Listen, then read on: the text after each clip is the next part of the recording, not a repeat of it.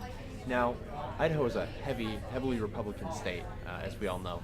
Um, but there are Republicans out there that are dissatisfied with Butch Otter, which I believe was manifest by the high percentage that Rex Framel got in the GOP primary.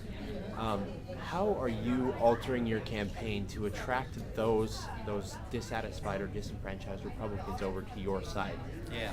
Well, Dustin, it's not altering the campaign. It's right where the campaign started. Of course, I haven't been a Democrat. I've been an independent.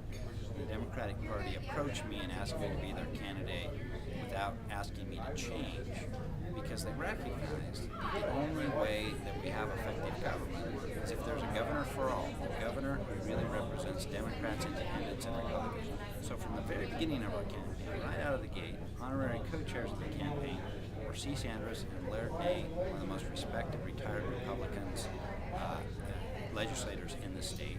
Very early on in the campaign, we had Sharon Perry, who was a prominent Republican in Idaho Falls.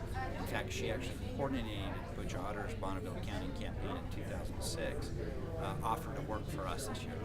She's coordinating our campaign in Bonneville County. Just last week, Dennis Hansen, a pretty conservative Republican former senator from Franklin, Bear Lake, and Caribou County, came out in support of me, and we actually did a 3-day tour through his district. So throughout the campaign, we have been reaching out to Republicans and Democrats, and we will continue to do that through November. Any tips you're taking from the Minute campaign, who also kind of was in a similar situation in '08? You know, it's a pretty different office that he's running for.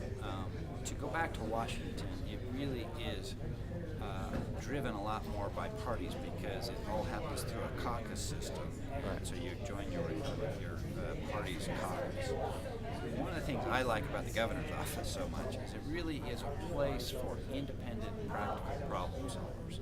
You don't have to get the permission of a caucus to do something. And in fact, we've had that model before in Idaho, and it's worked remarkably well. We had 24 years of Democratic governors, C. Sanders and John Evans, with Republican legislatures. And that was a pretty good combination. So the only thing that really got done were things that actually looked wise to both Democrats and Republicans. And that meets that threshold that founders originally built our structural government on, that the best indicator of wise policy is broad and diverse support. So I think it's a lot easier to take an independent, practical problem-solving approach to the governor's office than it is to the Congress. Okay, and for doing the interview, I'll let you give a shout out to your website. How do people get a hold of you? Yeah, go to www.allredforidaho.com, and from there you can link to our Facebook and Twitter, and we have a great YouTube channel with lots of other videos. Alrighty, thank you for your time, sir. Thank you.